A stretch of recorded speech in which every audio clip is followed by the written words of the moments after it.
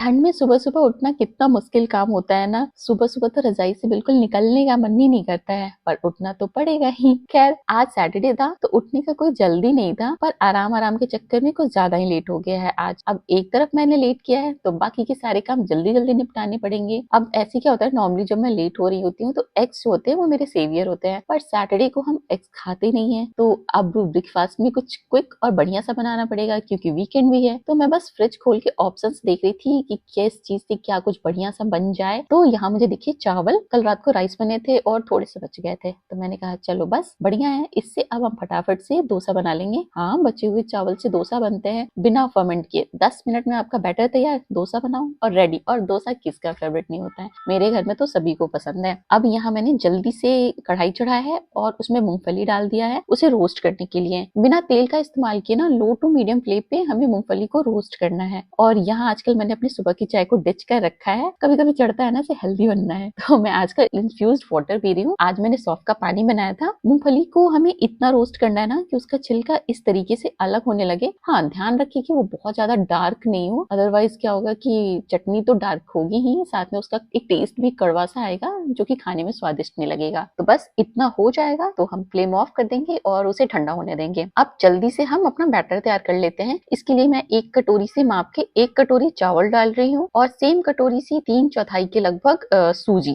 Normal सूजी है जो रवा आता है, और इसके साथ मैंने सेम कटोरी से डाला है आधा कटोरी दही। ठीक है, तो आप जिससे भी मेजर करो, कप से, कटोरी से, तो सेम चीज से माप माप के ये मेजरमेंट ले लो। बस यहाँ पे क्या हुआ था कि मेरा बेटा उठ गया था, उसे दूध चाहिए था, तो मैं उसका बॉटल भी तैयार कर रही थी और हो गया गड़बड़, फैल गया दूध। खैर कोई बात नहीं, अब भी हम इसे साफ कर लेंगे। छोटी मोटी गलतियां तो होती रहती है ना, इतना नहीं फैले तो फिर किचन में काम क्या किया, है ना। खैर सुमित ने बोला कि वो उसे फ्रेश कराने ले जा रहे हैं, तो मैंने सोचा फटाफट से बैटर तैयार कर लेते हैं, क्योंकि बैटर तैयार रहेगा तो मैं उससे तो डोसा बना के दे दूंगी ना, चटनी बाद में भी बनता रहेगा। क्योंकि बच्चों को खाने में आप लेट नहीं कर सकते हो, फिर जो टेंट्रम देते हैं ना, समेटना बहुत मुश्किल हो जाता है। तो यहाँ मैंने क्या किया है कि सेम कटोरी से माप के आधा कटोरी पानी डाला है, जरूरत लगी तो बाद में भी डालेंगे, अभी मैंने आधा कटोरी डाला है। और बस ढक्कन लगाएंगे और इसे पीस लेंगे। यहाँ क्या है कि मेरा किचन बहुत छोटा है, बहुत टाइनी सा है, सॉकेट भी ज्यादा नहीं है, तो नॉर्मली मैं ऐसे ना मिक्सर को ना मैं अलग रखती हूँ, यूज करने के टाइम पे उसे स्लैब पे लगाती हूँ, वापस से हटा देती हूँ। तो यहाँ मुझे ना बैटर थोड़ा सा गाढ़ा लग रहा था, तो आधा कटोरी के लगभग पानी मैंने इसमें और डाला था, बॉटल से ही डाला था, बट लगभग आधा कटोरी हमें और डाला था, और इसे अच्छे से चला के पीस लिया था लगभग 10 मिनट तक, ताकि बिल्कुल स्मूथ बैटर बन जाए। इसकी कंसिस्टेंसी आप देख रहे हो, बिल्कुल ऐसी कंसिस्टेंसी का हमें बैटर चाहिए जैसे डोसा बैटर होता है ना ज्यादा गाढ़ा ना ज्यादा पतला, बस वैसा ही बैटर हमें बना लेना है और उसे एक बोल में डाल लेंगे और इसे अलग रख देंगे। यहाँ मैं एकदम परफेक्ट गृहिणी की तरह बिल्कुल बैटर निचोड़ निचोड़ के निकाल रही हूँ, क्यों वेस्ट करना है। खैर हम सब ऐसा करते हैं, सिर्फ मैं नहीं करती, मेरी मम्मी लोग तो इसमें पानी डाल के मिक्स करके डालती थी, मैं हंसती थी, और आजकल तो सेम काम मैं भी करती हूँ। यहाँ मूंगफली ठंडी हो गई है तो इसका छिलका हटा लेंगे। अच्छा, आपके पास कोई तरीका है क्या जिससे ये मूंगफली का छिलका ना आसानी से निकल जाता हो? मुझे ये काम बहुत ही बोरिंग लगता है, मतलब एक तो वो साग साफ करना और एक ये मूंगफली का छिलका हटाना, बहुत ही, लेकिन हटाना तो पड़ेगा ही, क्योंकि छिलके के साथ जो चटनी बनती है ना उसमें एक मतलब उतना स्मूथ नहीं बनता है, एक बाइट आता है और छिलके का कड़वापन भी आता है। तो आप जब भी मूंगफली की चटनी बनाओ तो छिलका हटा के बनाओ। अच्छा, ये सिर्फ मूंगफली वाली चटनी भी मैंने शादी के बाद पहली बार खाई थी। शादी से पहले मैंने हमेशा मूंगफली के साथ नारियल मिलाया हुआ खाया था, पर शादी के बाद फर्स्ट टाइम ये सुमित ने बना के खिलाया था और मुझे इतना पसंद नहीं है, बट पता नहीं कैसे ये चटनी मुझे बहुत पसंद आती है। वरना मैं ऐसे मूंगफली की वैसे कोई खास फैन नहीं हूँ। यहाँ पीनट मुझे बहुत पसंद है, नहीं खा लेती हूँ, बट ये चटनी मुझे ठीक लगती है अगर थोड़ी सी तीखी सी बनी हो तो। यहाँ मैंने एक जार में मूंगफली के साथ लिया है हरी मिर्च, लहसुन, और इसे पीस लेंगे, और साथ में नमक भी डाला है स्वाद के अनुसार। लहसुन मैंने 2 डाला था, बड़े बड़े थे तो, और हरी मिर्च भी 2 डाला था। आप कम भी डाल सकते हो अगर आपको तीखी नहीं खानी हो तो, क्योंकि 2 में ये अच्छी खासी तीखी हो गई थी, क्योंकि बाद में हम तड़का भी लगाएंगे उससे भी हल्की सी तीखी होगी। तो बस फटाफट से इसे पलट लेंगे और इसके लिए क्विक सा तड़का तैयार करेंगे, वही साउथ इंडियन वाला। यहाँ तेल भी खत्म हो रखा है मेरे बॉटल में, बहुत आलसी हो गई हूँ ठंड में मैं, सीरियसली।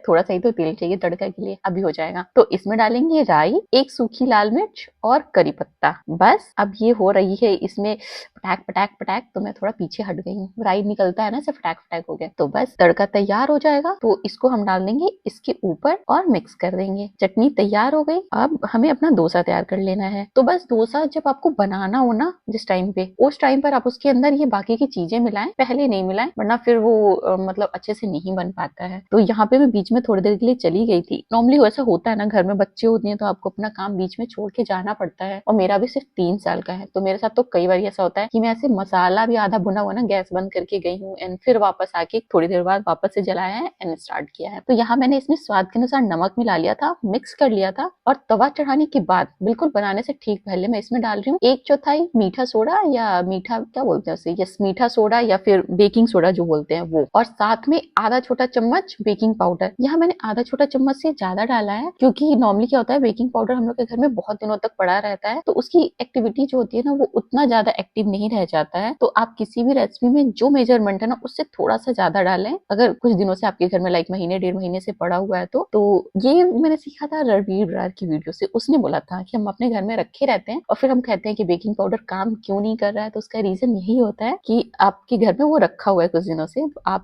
जैसे 1 स्पून डालना है तो आप 1.25 स्पून डालो। तो यहाँ आप सबको अच्छे से मिक्स कर दिया है और अब मैंने तवा पे थोड़ा सा ऑयल लगा के उसको पोंछ लिया है, और गर्म तवा पे अब जैसे हम नॉर्मली डोसा बनाते हैं थोड़ा सा पानी डाला है। पानी डालने से क्या होता है कि तवा की हीट जो होती है वो थोड़ी सी कम हो जाती है और हमें बैटर फैलाने का टाइम मिल जाता है। जहां तक मुझे लगता है कि यही रीजन होता है। बाकी आप ऑयल नहीं लगाना चाहते तो आप अनियन को भी ना बीच से कट करके उससे भी कर सकते हो, बहुत से लोग करते हैं, मुझसे वो सक्सेसफुल नहीं हो जाता है। मैं तो पहले ऑयल लगा के पोंछ लेती हूँ, फिर पानी डाल के पोंछ के एंड देन फिर हम बैटर डालेंगे और नॉर्मली डोसा स्प्रेड कर लेंगे। ये मेरा फेवरेट पार्ट है डोसा में, मुझे ये फैलाने में ना ऐसे गोल गोल बहुत मजा आता है, क्योंकि जब मैंने डोसा बनाना सीखा था ना मैंने बहुत प्रैक्टिस किया था कि मैं ऐसे परफेक्टली राउंड राउंड फैला पाऊँ, तो ये मेरा बहुत ही फेवरेट पार्ट है। एनीवे डोसा फैलाने के बाद इसके ऊपर मैंने डाला है घी। यस, डोसा के साथ घी बहुत अच्छा लगता है, आपको नहीं डालना है आप मत डालो, अपनी चॉइस है, और थोड़े से घी से बहुत अच्छा टेस्ट आता है। हम आज बनाएंगे घी पोदी डोसा और ये मार्केट का पोदी पाउडर है, मैंने थोड़ा सा कम डाला है क्योंकि ये पहला डोसा आदि के लिए है, तो बाकी हम लोग के लिए तो ऐसे भर भर के डालते हैं क्योंकि मुझे तो अच्छा लगता है पोदी पाउडर। जो गन पाउडर मिलता है रेडीमेड, या घर पे भी बना सकते हैं, बस लो टू मीडियम फ्लेम पर इसे नॉर्मली सेक लेना है और सर्व कर लेंगे। और यहाँ मैं आपको दिखाऊंगी ये कितना क्रिस्पी है, बिल्कुल जैसे मार्केट में हम पेपर डोसा खाते हैं ना, जब आप उसे हाथों के बीच में क्रश करते हो तो बिल्कुल ही वो पापड़ की तरह हो जाता है, वैसे देखा है ना, बहुत ही क्रिस्पी। तो वैसे अब तो हम लोग चले ब्रेकफास्ट करने। अगर आपको वीडियो पसंद आई हो तो लाइक करना, और ऐसी इजी इजी घर वाली रेसिपीज देखने के लिए मेरे चैनल को जरूर सब्सक्राइब करना, और हाँ अपने जानने वालों के साथ शेयर भी करना। Thank you.